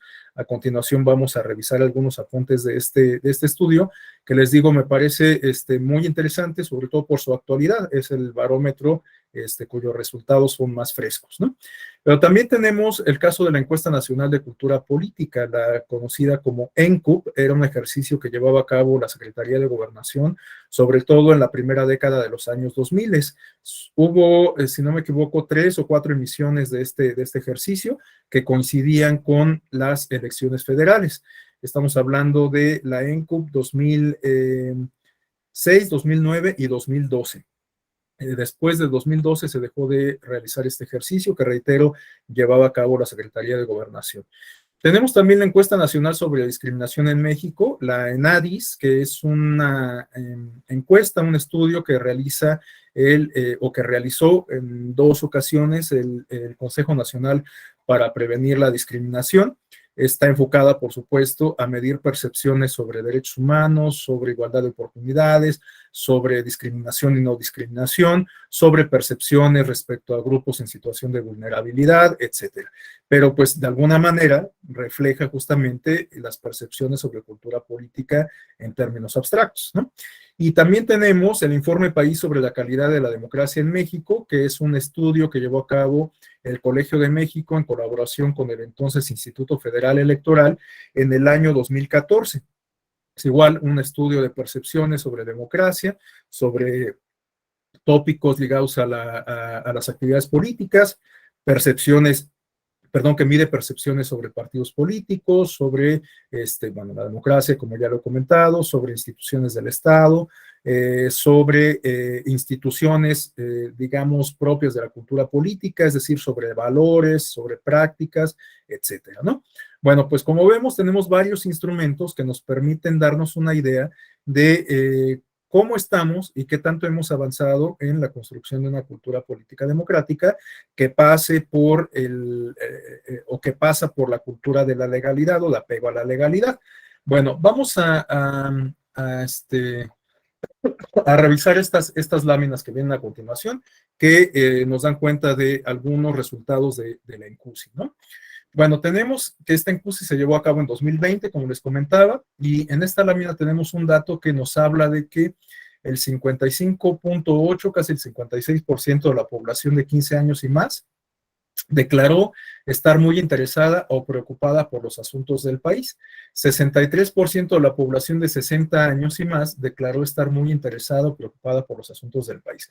Entonces vemos que la mayoría de la gente, y sobre todo las personas mayores, dicen estar muy interesadas en las cuestiones públicas, en las cuestiones políticas. Pero bueno, una cosa es que manifiesten estar interesadas y otra cosa es que demuestren realmente estar interesadas en los asuntos públicos, ¿no?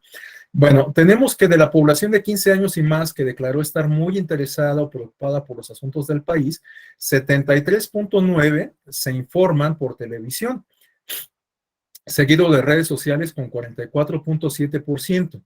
De la población de más de 60 años, 81.7% se informan por televisión. Bueno, aquí yo haría hincapié en algo que ya había comentado en sesiones previas.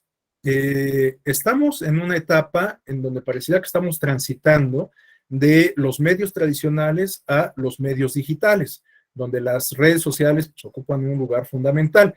Pero yo me resisto a creer que ya hemos logrado ese tránsito, que ahora las redes sociales e Internet son el principal medio de comunicación masiva en términos de comunicación política.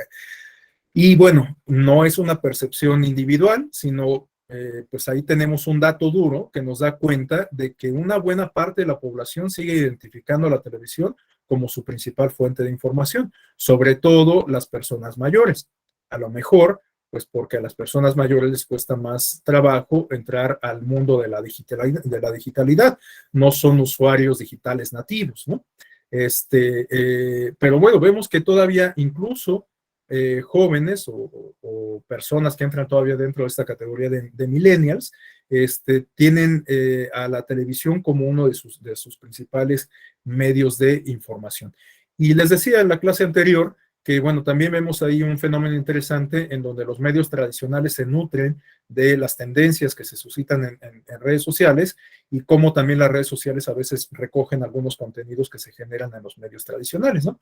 Les decía, esto lo podemos ilustrar también a través de casos muy concretos y triviales, como cuando se entrevistan en televisión a algunos influencers o algunos personajes que generan contenido en las redes sociales, o viceversa, cuando se viraliza algún contenido que fue producido y difundido en televisión. Les ponía yo el ejemplo de esta muchacha que dice hablar idioma alienígena, ¿no?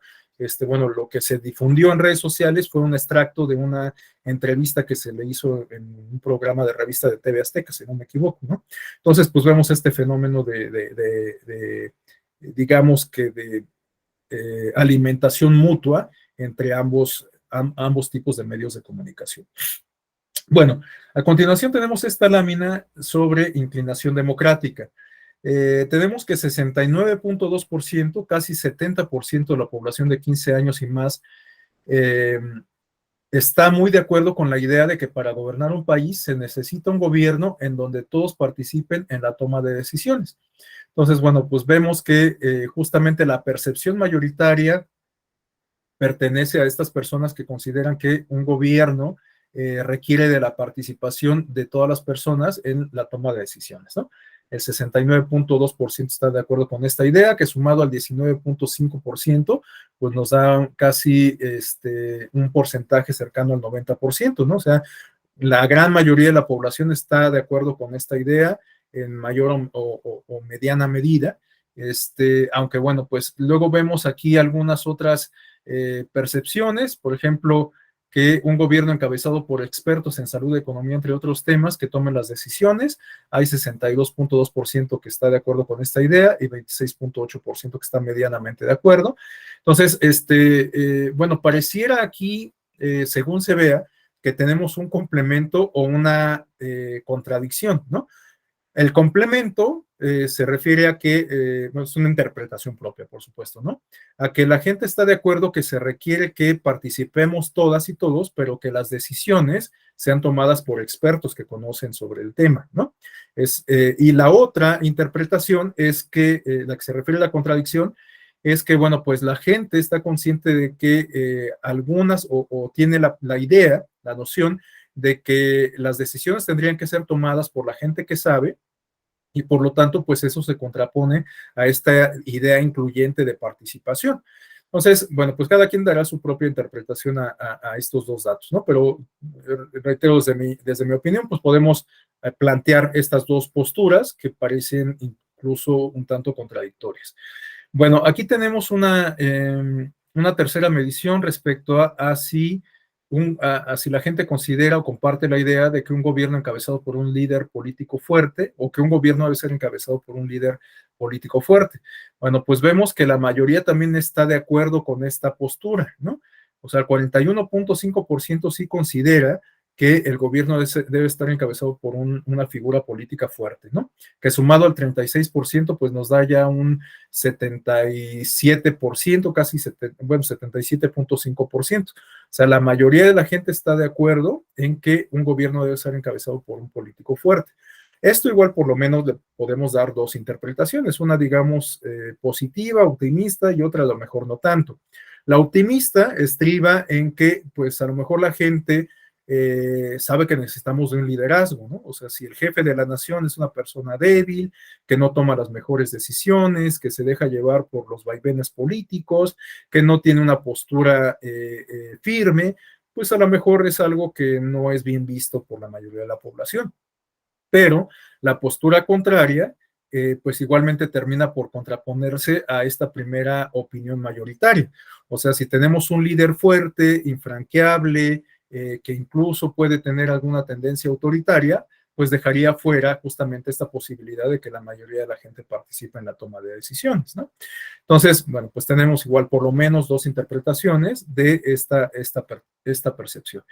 Y bueno, tenemos por último una medición respecto a esta idea sobre si un gobierno debería estar encabezado por militares. Bueno, aquí el consuelo que nos queda es que la mayoría considera que no, que un gobierno debería dejar fuera a los militares, pero me preocupa justamente este porcentaje de acá, o sea, entre el 16.6 y el 23.5%, estamos hablando de casi el 50%, bueno, el 40% de personas que estarían completa o parcialmente de acuerdo en que el gobierno esté encabezado por militares.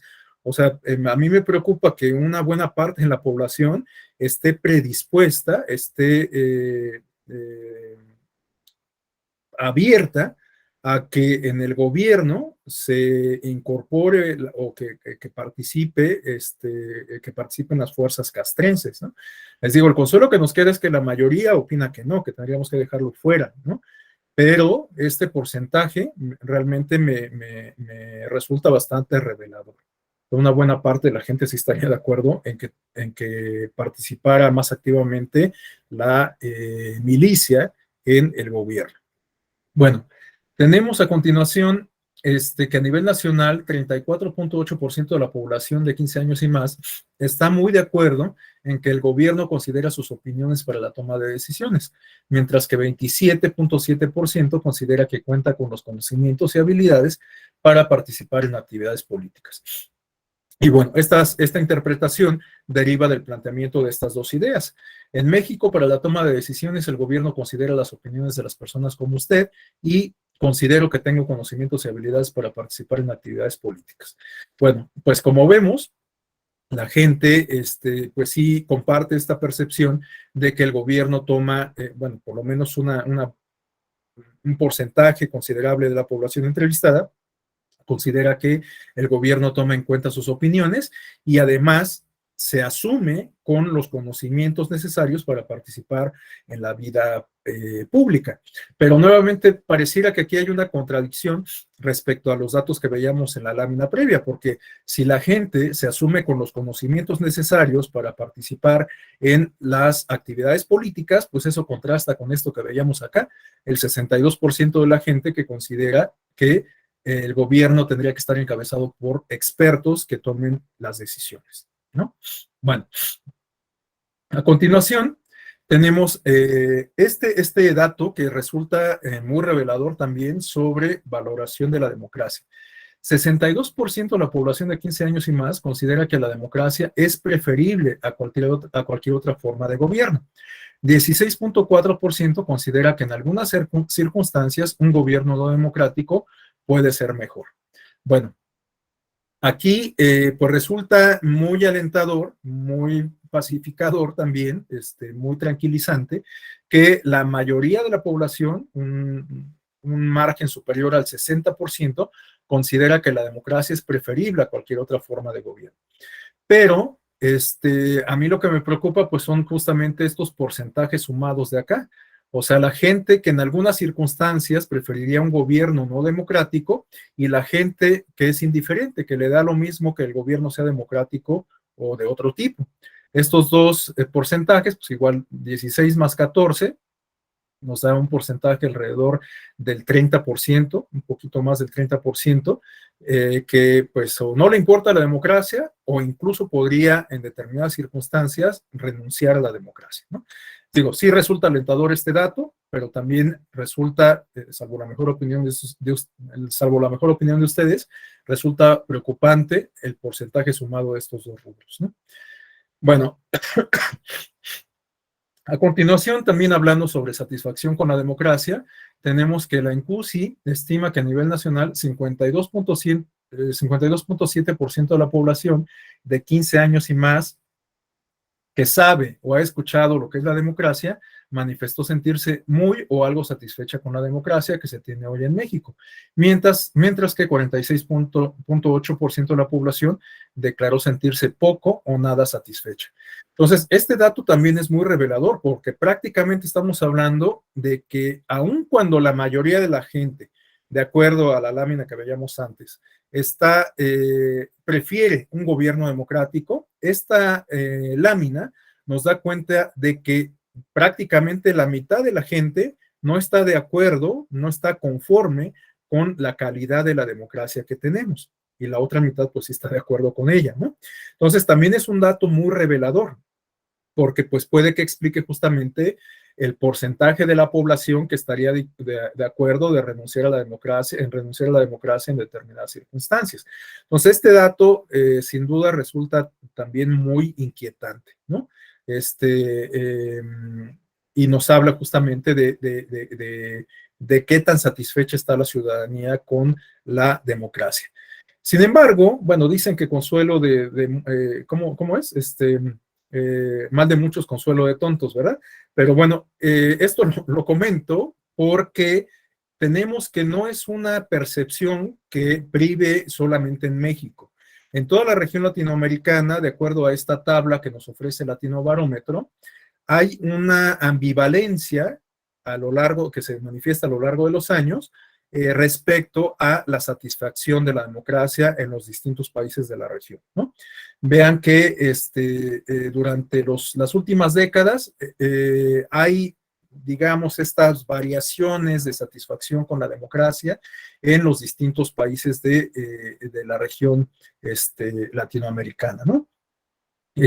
Bueno, aquí, como pueden advertir, están referidos El Salvador, Uruguay, Guatemala, Brasil, etcétera.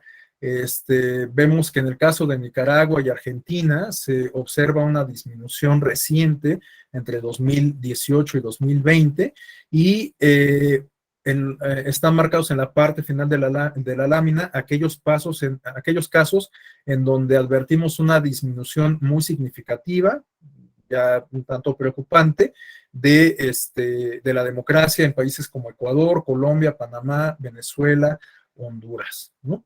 Y bueno, pues esta tabla creo que se entiende mejor a la luz de este diagrama que tenemos acá, ¿no?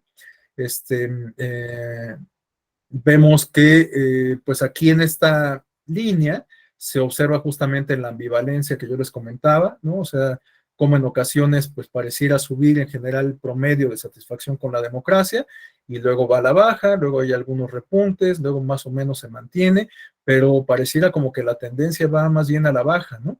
Vean que el punto más alto lo alcanzamos en promedio en 2001, con 19 puntos, y actualmente pues no hemos logrado recuperar esta barrera ni siquiera del 17-16%, ¿no?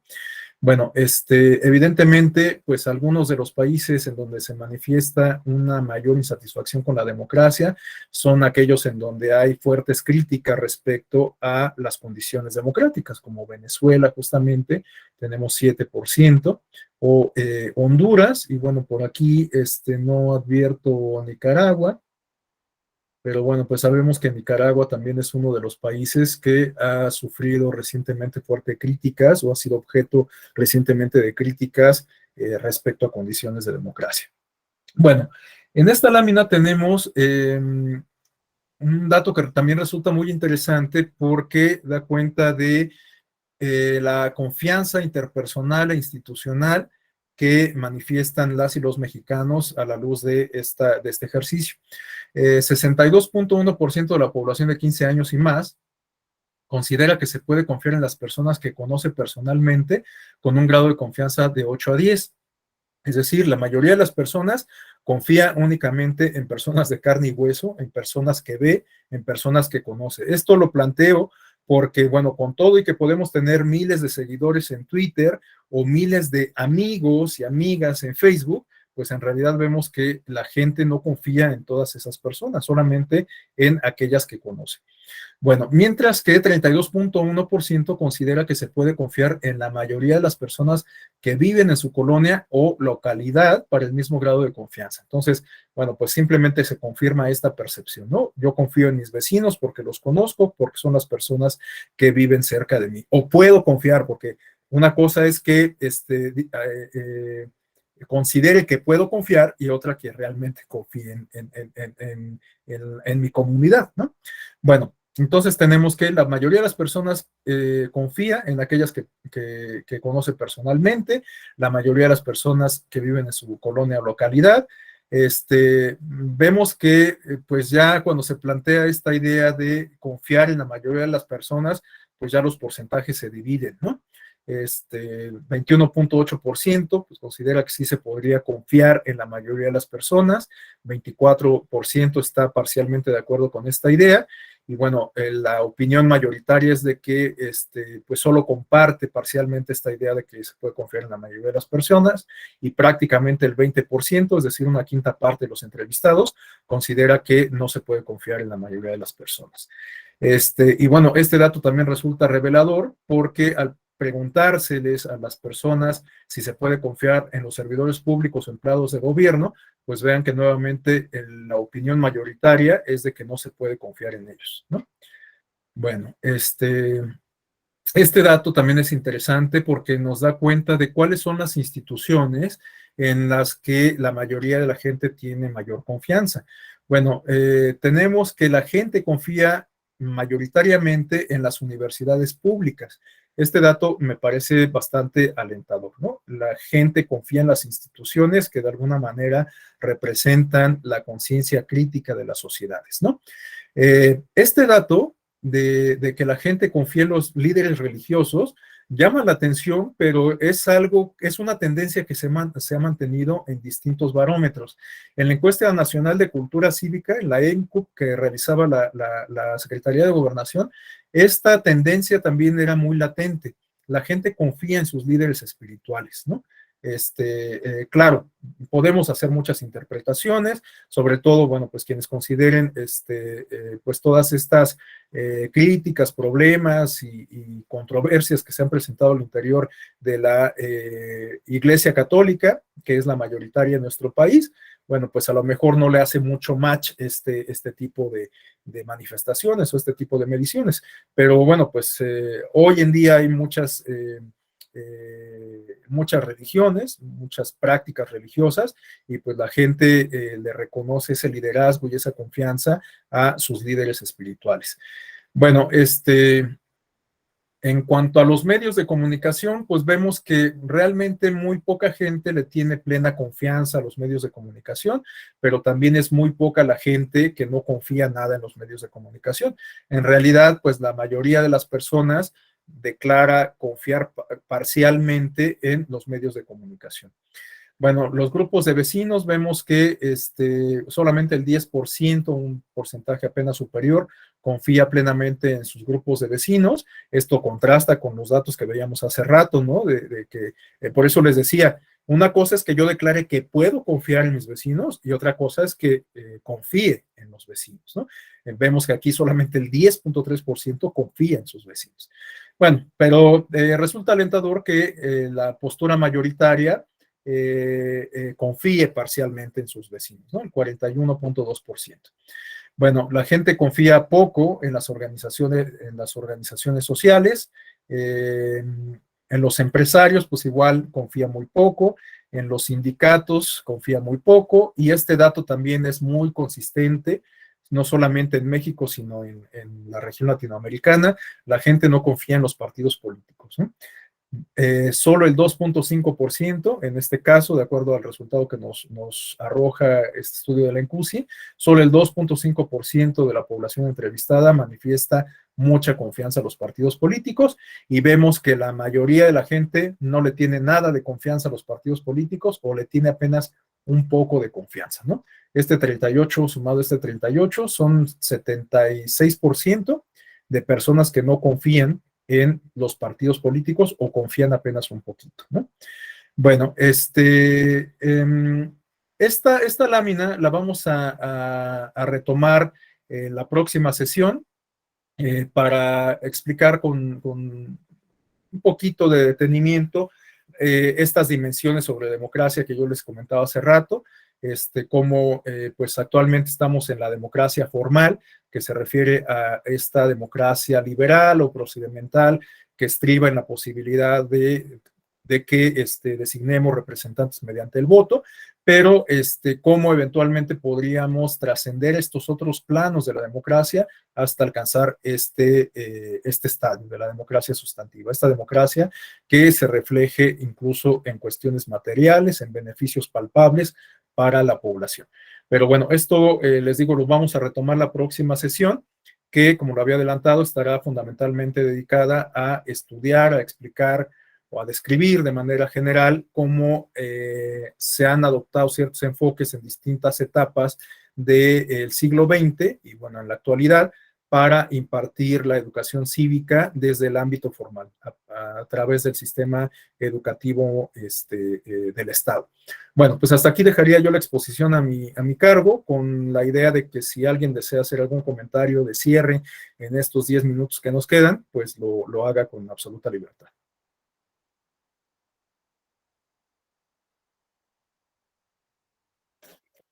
No hay comentarios. Berenice, Alejandro, Carlos, Pablo, Silvia. Carlos, adelante.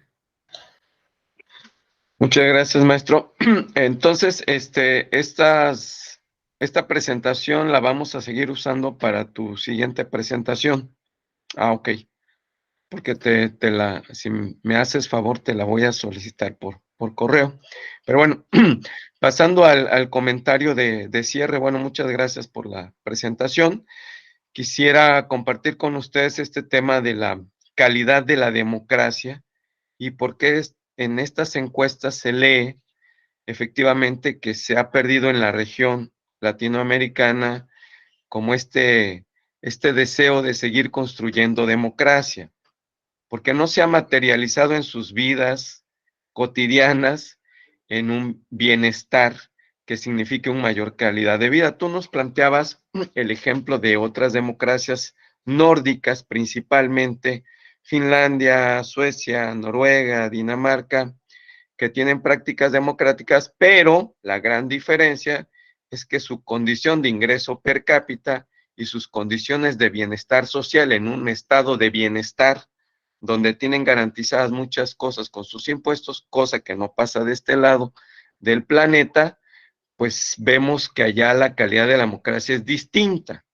No quiero decir mejor o peor, pero sí diferente. Entonces, hay una pulsión latente en nuestro subcontinente de que no hay satisfacción con esta democracia. Ojo, a lo mejor no es con la democracia, sino con la democracia efectiva que hemos construido. Y en el colectivo, pues hay un deseo de exigir que esa democracia tenga una mayor calidad, que esa democracia nos acerque a lo mejor a lo que han construido las democracias nórdicas, que se palpe, se perciba en lo cotidiano, que tengo una mejor calidad de vida y que tengo más instrumentos para interactuar en la sociedad. Y esta última parte que es muy interesante, donde nos hablas de las instituciones, cómo las calificamos, desde los líderes espirituales que tienen mejor calificación, por ejemplo, que los partidos políticos.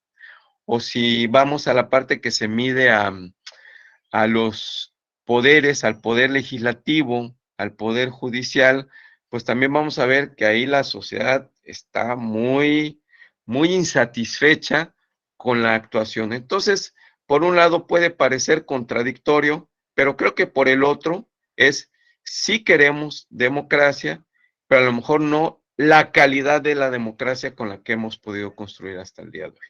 Es cuanto, maestro, compañeras, compañeros. Buen día, gracias. Muchas gracias, Carlos. Pues sí, en efecto, de hecho, estas reflexiones de cierre que nos plantea Carlos, pues nos daría la pauta justo como para retomar la exposición en la próxima sesión. No sé si alguien más desea hacer algún comentario. Bueno, si no hubiera más comentarios, no me resta más que de nueva cuenta agradecerles el favor de su atención. Espero que pues estas reflexiones les sean útiles, que contribuyan a cubrir las expectativas que se plantearon al ingresar a este diplomado. Y bueno, pues por mi parte sería todo. Les deseo un excelente día, un excelente fin de semana y unas muy placenteras fiestas patrias. Nos vemos entonces la próxima sesión. Muchas gracias. Muchas gracias. Gracias. Que se Hasta luego. mejore. Saludos a todas, a todos. Saludos, Pablo, compañeros, compañeros. Buen día.